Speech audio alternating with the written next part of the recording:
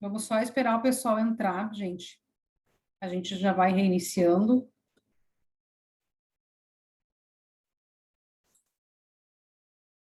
O pessoal vai entrando, a gente já começa de novo.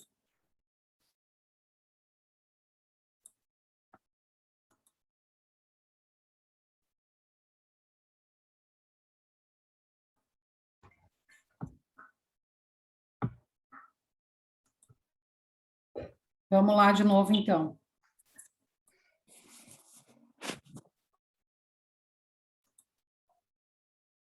Então, continuando aqui, tá, pessoal? Estão ouvindo, né?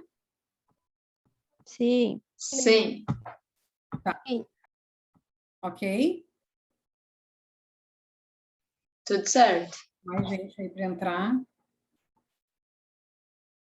Então, assim, ainda sobre o que o colega perguntou aqui, acho que foi o Robson. O que acontece aqui? O paciente, quando ele tem, por exemplo, que nem o nó nas tripas, que a gente diz, né? Dá um desconforto na pessoa e, geralmente, um dos maiores problemas é como se fosse pontadas abdominais, que são exatamente dores cólicas muito fortes, né? A pessoa não consegue se mexer, a barriga realmente também fica extremamente endurecida, né? E essa pessoa não consegue evacuar, tá? Fica totalmente trancada as fezes no intestino, e aí ele tem a incapacidade de evacuar. E aí realmente ele não evacua e não solta os gases. Então, esse paciente que o colega está perguntando aqui, ele vai apresentar também, devido a processo inflamatório gigante, digamos assim, ele vai apresentar o inchaço da barriga, as tonturas e, inclusive, as febres. E as febres, elas geram o resultado do processo inflamatório. Então, o intestino delgado e o colo transverso, que a gente diz, eles são prejudicados com o verdadeiro nó nas tripas, chamados assim, então. E isso, gente, não vai aparecer em imagem. Isso a gente consegue ver só numa ressonância magnética. Como eu disse, a ultrassonografia vai apresentar que pode ter uma lesão digestiva, né? Pode não aparecer o funcionamento. Aqui, a missão desse exame é mostrar a transição do alimento. Tem alguns colegas entrando aqui, mas eu acho que vão daqui a pouquinho conseguir me ouvir. Então, o que acontece? São vários tipos de situações bem agravantes, né? Que fazem com que a gente respeite aquela dor do paciente, não deixe ele na sala, para poder fazer as técnicas que a gente vai falar daqui a pouquinho. Então, nós não temos como dar alguma medicação. Tem um ou outro paciente, gente, isso é coisa rara do que eu vou falar, tá? Tem um paciente ou outro que ele é um pouquinho sedado para fazer o exame. Mas volta a dizer, é judiar de um paciente. Então, por questões de valores, muitas vezes o paciente acaba indo para um exame assim, né? Mas o exame que aparece inflamação intestinal, inflamação gastro, precisa fazer diretamente outros tipos de exames, né? Vai ter, com certeza, um resultado mais rápido e um tratamento mais rápido, né? Ou, às vezes, logo, inclusive, deixa eu só... Tá entrando Patrícia, que eu não sei... Ah, tá, Patrícia, nessa casa. Então, às vezes, pode, sim, o paciente não conseguir terminar esse exame e ter que ir, às vezes, até para um processo cirúrgico. Deixa eu só continuar aqui. Ô, prof, mas Oi? tem caso de fazer exame de contraste e não conseguir ver? Tem. Porque o Eu exame tive de contraste, gente, o exame de contraste, assim, ó, ele só vai mostrar a passagem do trânsito alimentar, que é pelo bário. Por exemplo, um paciente que está numa situação mais agravante, aquele bário, que até foi me perguntado por uma aluna e um aluno de terça-feira para cá, o bário, ele pode ser insolúvel, ele é duro dentro do potinho, ele é um gel duro, mas conforme a transição, nós vamos sim amolecer com um pouquinho de água. E podemos deixar ele quase uma papinha, mas não uma papinha muito mole. Pode falar. É que teve alguns anos atrás que eu fiz uma ressonância, porque eu dei entrada no hospital com muita dor abdominal. Sim. E aí eles apertaram e acharam que era apêndice, no caso, né? E fizeram um exame e Ai, como é que é o nome? Me esqueci agora. Na eco apareceu um líquido livre, mas conseguiam ver onde é que era. Sim. E aí eu fui fazer com contraste. E aí o médico disse ali, o rapaz que fez o exame, ele disse, eu deixei nenhum paciente meu sem resultado, mas o teu eu não tinha conseguido ver. Eles conseguiram ver o que eu tinha 11 dias depois de internada. Isso aí judia. Aí que eles conseguiram ver. E aí era um cisto roto, não tinha nada a ver com o estômago. Não tinha nada a ver. Sim, até o cisto, eu não sei se tu chegou a ver bem as imagens ou não, se o médico te explicou. O cisto, ele pode ser confundido exatamente como se fosse uma bolinha de silicone ou uma bolinha de água. Ou uma bolinha, a bolinha de silicone, ela é uma gordura. Ela se forma dessa maneira, o processo inflamatório. Então, assim, tem vários tipos de cistos. Por exemplo, um cisto ovariano, ele até pode ir embora, se desmanchar numa menstruação. Agora, um cisto dentro de um sistema digestório, ele vai se transformando numa bolinha, né? Mas que lá para dentro do sistema digestivo, ela é o tamanho de uma moeda, vamos supor assim. Então, ela é grande dentro do sistema digestivo, porque ela é inflamatória. E se ela estiver muito inflamada, no teu caso, Fernanda, né? Vai acontecer de ficar ilegível, simplesmente fica ilegível. Aí só mesmo uma ressonância magnética, porque aí eles vão fazendo no sistema ImageJ lá da matriz, vão trabalhando, né, usando o pixel, o voxel, aumento de volume de imagem, e aí consegue aquela imagem cortar em várias fatias e investigar por dentro a parede do órgão, a parede até de um cisto, o que está acontecendo. Então, isso fica mais fácil de definir. Assim como taxas 3 semanas, tem paciente que fica meses e ninguém descobre o que é. E aí, às vezes, realmente, o processo inflamatório vira, muitas vezes, em câncer digestivo. Ele fez a ressonância e eles não conseguiram ver na ressonância. Aí eu fiquei mais 10 dias internada. E eu me lembro que, quando eu entrei na sala, tinha um senhor.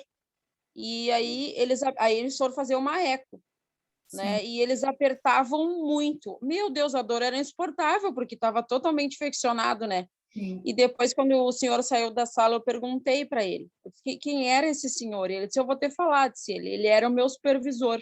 Eu nunca deixei paciente nenhum meu sem diagnóstico, mas eu não tinha conseguido ver o que tu tinha. Hoje eu sei o que tu tem. Aí ele me explicou o que eu tinha, né? Aí eu já fui direto para a cirurgia. Tu não apresentou divertículos? E eu tinha feito eco, tudo, não aparecia cisto, do nada. E começou com uma dor, assim, ó, do nada, durante o dia, como se fosse como se tu come uma melancia, assim, que tu fica estufada, sabe? E aí eu não tinha dor na região do ovário, nada. Era como se fosse estômago. Não tinha nenhum tipo de dor, assim, mais para baixo. Então, além do cisto, tu não teve outras situações?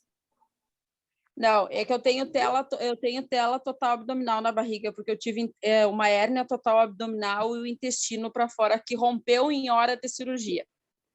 Então, eles não conseguiam ver, por causa da tela, esse líquido aonde que era, né? Sim. Ela fica escondida, ela esconde. Ela tapa a região. Na verdade, ela engana a região inflamada. Bom, pessoal, nós temos, então, na esofagografia baritada, né, com o uso do bário, a gente tem esse procedimento aqui, que é exatamente a radiografia da faringe do esôfago. Então, é utilizado, sim, um meio de contraste, que a gente chama de radiopaco. Ele pode ser radiotransparente, então a imagem fica, vou dizer para você assim, quase que mais sombreada. Só vai aparecer o brilho, que a gente vai ver daqui a pouquinho aqui a seguir, que é o contrastado descendo, né? Então, a definição é exatamente ver como é que está o funcionamento da faringe do esôfago, se desce o alimento até essa região, que geralmente alguns têm, inclusive, o refluxo, né? Que é regurgitar, é botar para fora o alimento. E isso acontece em crianças bem pequenas e algumas depois volta numa fase adulta, ou a primeira vez numa fase adulta, depende muito. Mas o objetivo do exame mesmo é ver se está havendo a deglutição ou não da faringe do esôfago, que seria, então, como diz aí, o mecanismo alimentar. Esse mecanismo alimentar, ele vem de várias situações que são indicadas para fazer a esofagografia. Então, o que que acontece? Acontece que está aí no slide de vocês. Nós temos, eu perguntei para a Fernanda se ela teve algum divertículo, porque de baixo para cima aqui vocês vão ver que eu escrevi divertículo de Zenck, que é uma bolsinha no esôfago, acima do esfíncter esofágico, e isso eu quero que o Aldrin foque bem com vocês, essas situações aí, até vou mostrar esse material para ele, quando eu me reunir com ele, provavelmente final da outra semana a gente vai se reunir, e a gente vai falar sobre as obstruções de corpo estranho. Se a pessoa tem um cisto, ela pode gerar uma diverticulite, que são as bolsinhas e pus inflamatórias. Que bom que ela não teve.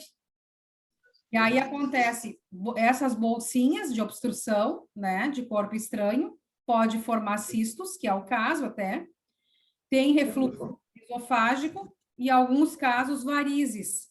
E as varizes são aquelas que eu falei que elas se estouram, e aí dá aneurisma digestiva. Alguém queria falar? Logo, acabamos tendo que comer todos os toques de sardinhas que ninguém mais... Não? Acho que tem um áudio ligado. Um áudio ligado, eu achei que alguém queria falar. Depois existe ali a disfagia, pessoas com dificuldade para engolir. Depois tem o estreitamento do esôfago distal, pode acontecer também, né?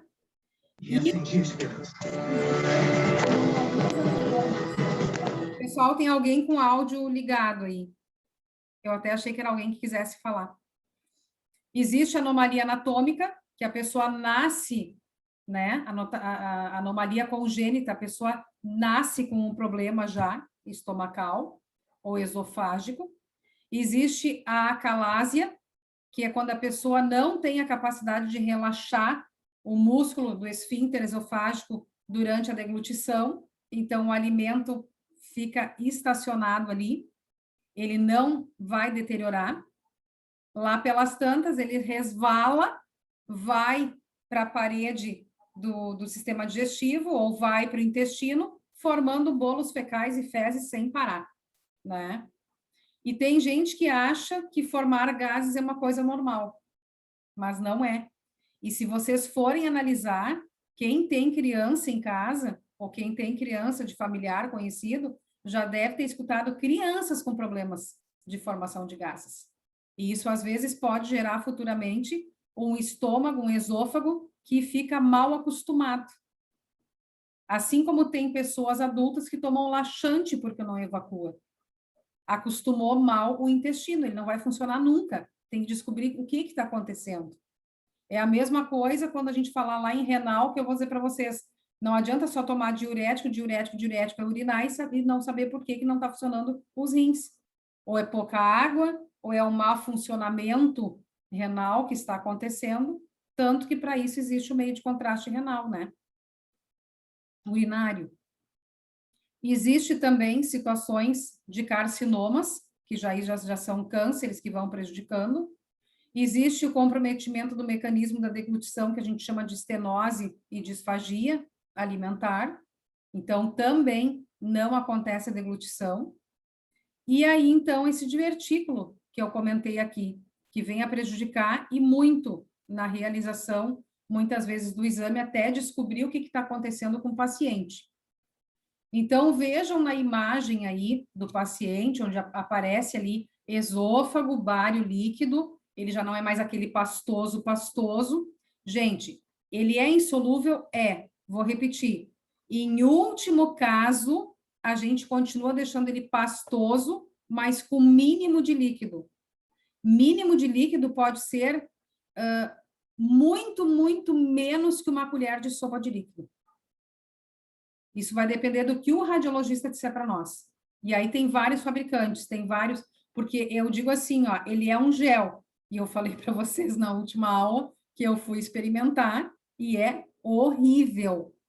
Parece que fica tudo grudado nas bochechas da gente, na parede da face. É uma coisa horrível, repugnante.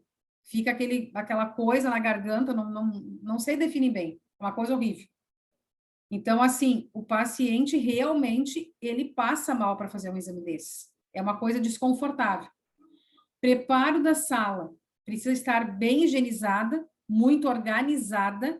Organizada, como eu disse para vocês, que todo exame que a gente vai fazer contrastado, nós precisamos sempre pensar no paciente. Se ele pode ficar nervoso, se ele pode ficar desconfortável. Nós vamos ter várias situações ali que vão nos ajudar se o paciente evacuar, se o paciente urinar, se o paciente ficar nervoso e começar a ter tonturas e cair, enfim, né? Nós não temos lá na escola uma série de travesseirinhos, de isopores, de apoios, que a gente chama, né? Muitas das vezes até com areia, o paciente nem sabe, tá ali forradinho, que a gente tenta, às vezes, acudir um paciente na hora que ele passa mal. O paciente não pode cair da mesa e se ferir, como eu falei, a situação que pode acontecer muitas vezes de alguém cair de uma mesa de exame, né? A gente fala muito isso em técnicas radiológicas.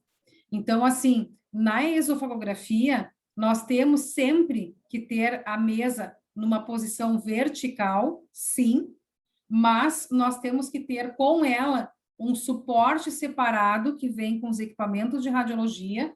Não temos lá na escola, existem nos hospitais, para quem trabalha principalmente com contrastado, um suporte para os pés, que a gente vai encaixar o pé ali, vai colocar uma faixinha no tornozelo para dar uma segurança no paciente, né? Vamos travar o equipamento para que se o paciente se mexer, alguma coisa do tipo, que venha atrapalhar o exame. E nós vamos, sim, ter normalmente um colega junto. O bom mesmo é ficar um colega assistindo o paciente, o comportamento do paciente, alguma reação, próprio vômito, né?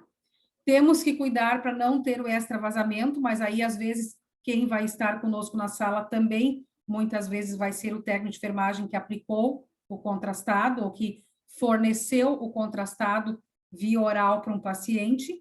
Muitas vezes vai ser nós, quando for via oral, mas quando for endovenoso, vai ser o técnico de enfermagem. Não que não venha acontecer com vocês, né?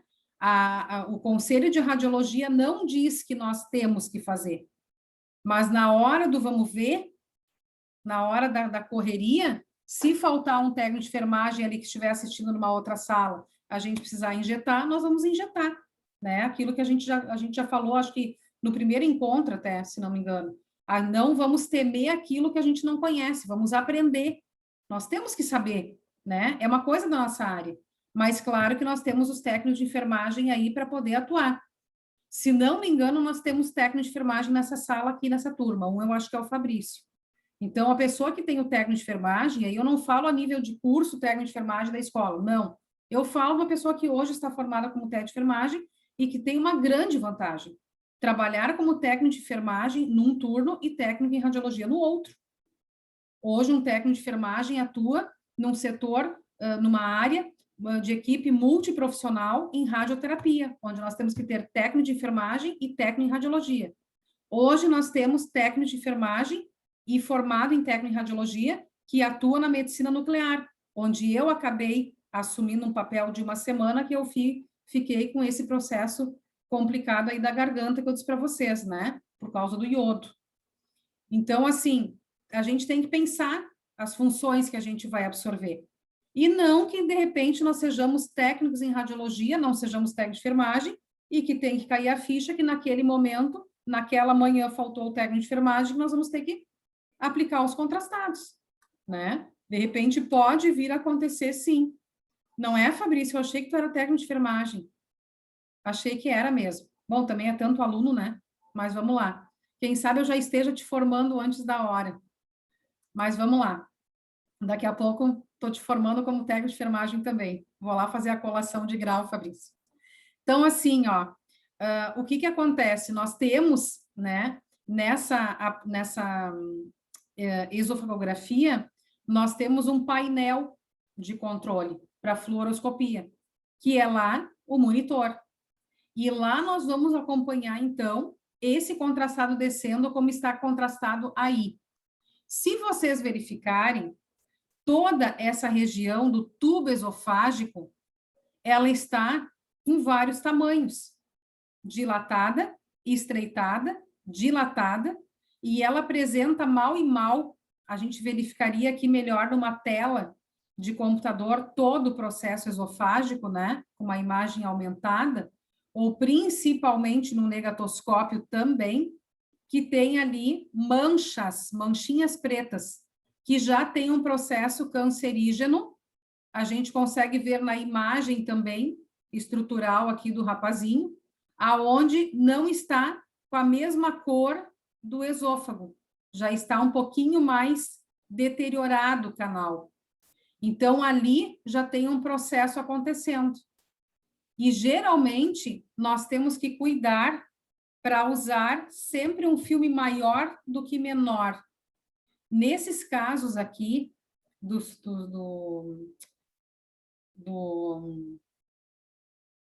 exame contrastado de esôfago, nós geralmente vamos usar os filmes 35 por 43, o chassi 35 por 43, que é de grande valia para a gente pegar toda a região, né? Conseguir ver todo o tubo.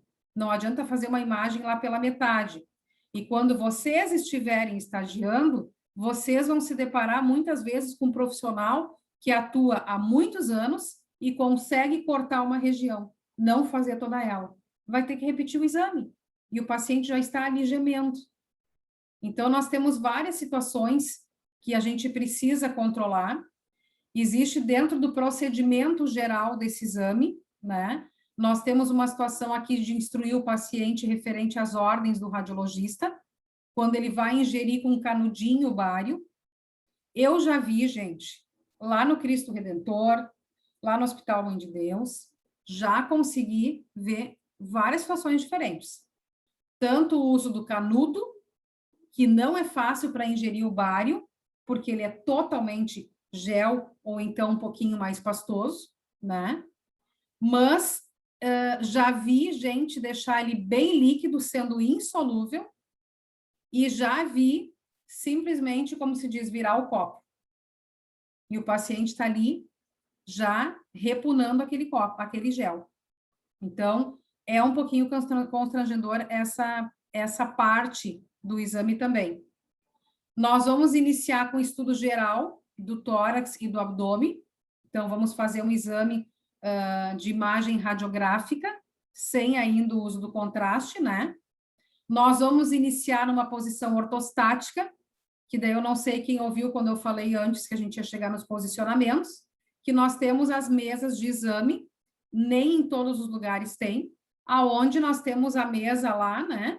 Que nós temos o paciente ortostático, e aí nós temos travas e vamos, não é o caso da nossa mesa da escola, que ela é fixa, mas nos hospitais a gente consegue ir virando a mesa até que o paciente fique ereto. Ele fica reto em posição ortostática. Porque conforme ele engole o bário, ele ingere o bário e deitado, ele vai passar mal.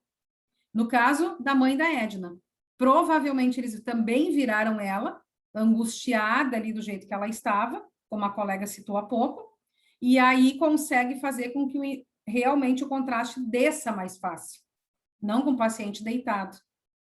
Então, a gente consegue definir melhor as imagens. E aí, a gente vai verificando lá na tela, na fluoroscopia, a gente vai verificando na tela a deglutição, até que vai descendo realmente o bário. Senão, a gente vai fazer descer, né? A gente vai chegar com muito jeito do paciente, vai conversar com ele e vai dizer que está trancado na goela e que nós estamos vendo no monitor de tela, quando ele menos imagina. Porque ele não tem essa noção, muitos deles não têm essa noção, que se não descer ali da goela, né, não descer, não vai fazer efeito o exame. Nós não vamos conseguir investigar, nós não vamos conseguir ver a transição. E aí, quando acontece alguns diagnósticos de refluxo gástrico ou de regurgitação, né, pode acontecer da gente fazer a fluoroscopia, que daí é em tempo real. O médico vai dizer, olha, eu quero o exame aqui num protocolo que vocês vão fazer várias imagens. Eu quero acompanhar várias imagens. Vai descendo no esôfago, entrou ali, desceu o bário, foi até o estômago, do estômago vai indo para o duodeno, vai indo para o intestino, quero ver esse processo, como é que vai, quanto tempo demora para descer esse alimento. Que aí nós voltaríamos lá nos primeiros slides aí, onde eu disse que muitas pessoas demoram digerir uma alimentação, triturar ela, que ela vá para o intestino, né, durante 2 a 6 horas, 8 horas, ou alguns pacientes, inclusive, demoram a defecar 48 horas. Então, são casos que podem surgir. Exercícios respiratórios, tá? Junto à questão desse exame aqui. Existe a manobra de Valsalva, que o paciente vai inspirar profundamente e prender a respiração. Em algum momento que o alimento está, nós vamos comprimir o abdômen do paciente a pedido do radiologista, isso vai estar no protocolo, como se apertasse o abdômen dele para ele evacuar, para ele ir aos pés, né? E aí essa manobra vai forçar o ar contra a glote fechada que nós temos ali, diretamente do digestivo, para ver o que acontece com esse paciente quando o alimento não quer realmente passar para o intestino. O médico consegue ver se o abdômen incha, se tem algum dos órgãos que está bem maior do que o outro, tamanho normal ou não. E existe também, além dessa manobra de Valsalva, gente, isso leva 5 minutos. A gente depois solta a faixa, não comprime mais o abdômen, né? É muito desconfortável, o paciente grita às vezes na mesa. E existe a manobra de Miller, que aí o paciente vai expirar e logo depois vai inspirar. E aí a gente vai cuidando com a glote fechada ou não. E aí o que acontece? O abdômen está simplesmente, desculpe, o esôfago está mais estreito ou dilatado, que aí a gente diz que é a glote simplesmente segurando o alimento ali na passagem do esôfago para o estômago e fica trancado. Podemos, com o paciente dorsalmente, decúbito, né, deitado, conseguir fazer o legítimo teste de água, que a gente chama lá na situação da esofagografia, tá? Deixamos o paciente deitado, a gente vai ter um posicionamento aí que a gente vai ver a seguir, e aí esse paciente, ele vai ser instruído a deglutir um golinho de água no canudinho, e a gente vai acompanhar na fluoroscopia, aonde desceu a água, se demorou ou não, que também pode, às vezes, mostrar mais ou menos como é que o paciente se comporta, porque tem alimentos que têm gordura, então eles teriam que descer mais rápido, né, os lipídios. E aí, muitas vezes, nessa hora, o médico radiologista vai acompanhar, como diz aí, vai ver a observância da junção do esôfago, considerando a quantidade de bário que vai refluir do estômago. Isso vira como se fosse bolhas. Sabe quando a gente pega um canudinho lá, com sabão, como se fazia, algumas crianças fazem, e aí dá um monte de bolha? Assim vai ficar o bário agitando no esôfago. E a gente consegue ver melhor se tem um processo inflamatório ou não. Então, algumas coisas vão definindo através do exame. Um caso é esse aqui, deixa eu mostrar aqui, que é o esôfago, né? Aqui a gente consegue ver ele de lado, o paciente já está um pouquinho mais obliquado, e a gente consegue verificar um volume de uma lesão. Então, aqui na imagem diz que é um aspecto de salsicha, que eu tinha falado antes do esôfago, na outra imagem, que às vezes fica um pouco mais estreito e momentos não. Então, aqui a gente consegue ver que realmente está sendo afetado, né? Seria no momento em que desce o contraste desceu e estreitou o canal do esôfago. uma parte do esôfago. Então, quer dizer que o alimento está prejudicando o esôfago. E vejam que nós temos ali uma imagem com um pouquinho mais de KV, que é a imagem da esquerda, e na tela a gente consegue colocar um pouquinho mais de MAS para dar ênfase se consegue, se aumenta ou não, se aumenta ou diminui o esôfago, enquanto tem a passagem do alimento, ou seja, estava aqui mais dilatado. Quando desceu o contraste, estreitou o canal esofágico. Mesmo que o contraste, neste momento, esteja indo para o estômago. E aí são as situações que prejudicam o nosso paciente. Para que a gente consiga fazer um bom exame, a gente vai usar, para fazer uma imagem dessas, o filme 35 por 43. Nós vamos proteger a região pélvica, né? Vamos proteger a região pélvica sempre com o... Me ajudem aí. Com avental de chumbo. Às vezes foge as palavras. O paciente, pelo certo, ele vai ficar primeiro ortostaticamente, como eu falei, né? Vamos colocar a faixa, colocar o suporte nos pés, a faixa abdominal, a faixa no tornozelo, não se mexer, e depois tem como ir virando ele, avisar ele, vamos virando ele e tentar fazer abdominal também. São várias imagens na tela. Depois o médico vai selecionar as imagens que ele prefere, né? Só que quando não tiver o sistema digital, vocês conseguem imaginar quantos chassi nós temos que ter na sala? Nós sempre vamos ter que ter reservas. Então, no dia que se faz contrastado, a gente sabe que não vai poder pegar um filme 35, 43 para fazer um fêmur. Vai sobrar um chassi. Então, tem que ter estoques. Por isso que hoje uma placa detectora no sistema digital, que é vendida por fabricantes a $40 mil, mas que tem 2 baterias que duram 3 a 4 horas, a gente faz muitas imagens. E aí a gente consegue também trabalhar fazendo esse tipo de exame. Só que algumas vêm 35 por 35, outras 43 por 43. Então, depende muito do tipo de placa detectora que o hospital vai adquirir. Às vezes eles têm de mais tamanhos, mas tem fabricante que só faz um tamanho padrão.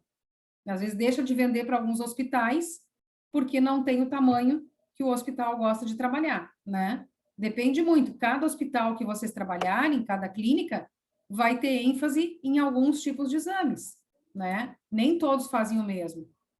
Prof, depois quero fazer uma pergunta sobre um contraste de ressonância. Sim, vamos falar sim. Se estourar o tempo aqui, eu boto outro link de novo, tá? Até terminar nossa aula. E aí... Falta 6 minutos, prof, para esse link. Sim, 6h33 me aparece aqui. Qualquer coisa eu abro de novo, a gente faz um quarto momento aqui, para a gente poder terminar o material. Acho que está dentro do horário da aula, né? E aí a gente esclarece sim, tá, pessoal? Aqui também, no decúbito, quando é deitado, a gente vai fazer com que a gente consiga fazer o enchimento do esôfago, né, com o canudinho. O paciente vai deitar e vai utilizar também, mas eu vou dizer para vocês por experiência própria. Nós temos a imagem aqui do que seria o padrão dentro do trabalho do técnico, mas o técnico lá fora, que trabalha com contraste, geralmente ele não faz isso aqui que tem no protocolo. Ele faz somente ortostático se o paciente se comportar e responder ao trânsito, né? Ao trajeto alimentar do bário. Mas, como diz aqui, tem como deixar o paciente, sim, ele vai ser... Deixa eu mostrar a imagem aqui.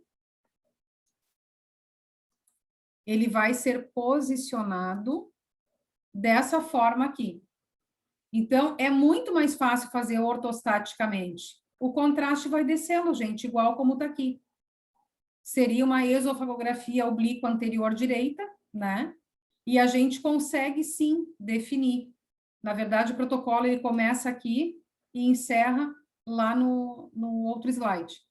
Então, assim, a gente tem como deixar em decúbito, vai acabar angulando um pouquinho o paciente, que ele vai ficar obliquado, entre 35 e 40 graus, isso a gente consegue depois em técnicas radiológicas, vocês vão conhecer essa transição dos 35, 40 graus, como é que a gente faz. E aí o paciente vai ficar apoiado na mesa. Mas ele pode ficar apoiado também ortostaticamente. Ele vai ficar apoiado com as mãos. E aí a gente só deixa o braço direito, que a gente vai deixar ele do lado do corpo. Mas o outro lado, a gente consegue verificar melhor o esôfago. Então, a gente deixa um braço mais esticado e, se precisar, a gente vai deixar o outro flexionado, um só flexionado. E aí, a gente deixa ao nível do cotovelo.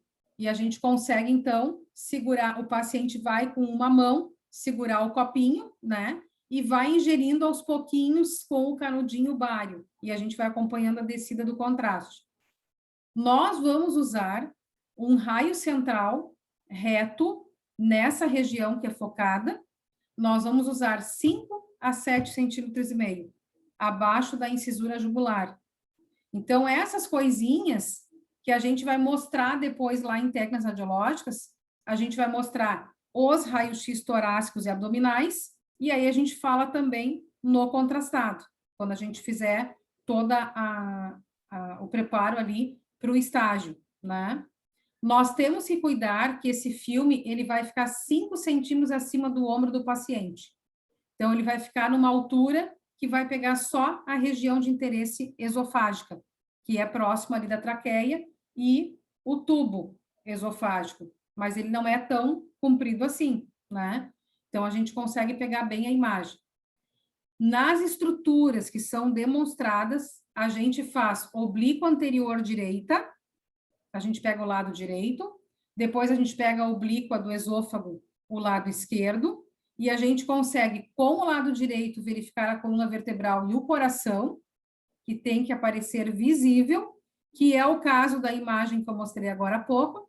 Depois, o esquerdo, a gente vai pegar a região do íleo, dos pulmões, né? E a coluna torácica.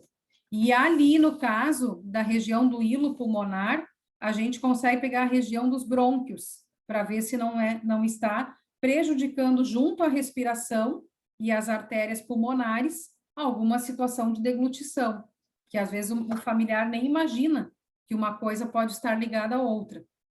Temos também a posição lateral, que é o esôfago inteiro, a gente consegue ver entre a coluna e o coração o contraste descendo, e temos também o AP e o PA, né? A gente vai fazer o antero-posterior ali de frente e de costas. Gente, eu falando é uma coisa, mas imagina o paciente com dor. Se a Núbia assistiu o exame da mãe dela, ela sabe do que eu estou falando. Pode ser que vocês passem por essa experiência. Aqui, a gente tem aparecendo o coração e a coluna torácica. Então, o paciente está obliquado, né? E a gente faz colimações que a gente deixa uma bordinha no exame, que a gente cuida para não pegar mais nem menos, principalmente menos do que a gente precisa. Olhem o posicionamento da nossa paciente ali, ela está obliquada, segurando o copinho com canudinho, poderia estar simplesmente em pé ortostática nesse mesmo posicionamento. O que nós não íamos fazer é flexionar o joelho, mas aqui a gente flexiona para conseguir movimentá-la um pouquinho melhor deitada, né, no decúbito. E depois nós temos mais 2 imagens. Vai estourar o tempo, eu vou voltar no Zoom de novo, para a gente terminar esses 4 slides aqui. Então, aqui, nessa imagem aqui ainda, a gente vai fazer com que o paciente respire na hora de dar o raio central e depois libera ele para expirar. Mas a gente consegue pegar também os arcos costais. E aí a gente consegue até, junto com os arcos costais, pegar o hilo pulmonar e ver a região brônquica com mais facilidade. Nós vamos deixar a distância foco-filme do tubo de raio-x até o objeto, que é o paciente, em torno de 1 metro até 1,80 m, se ele ficar em pé, que daí o tubo vai ficar muito próximo, 1 metro. Mas ele deitado, realmente, a gente vai utilizar 1 metro, né? E também, nós conseguimos verificar aqui todo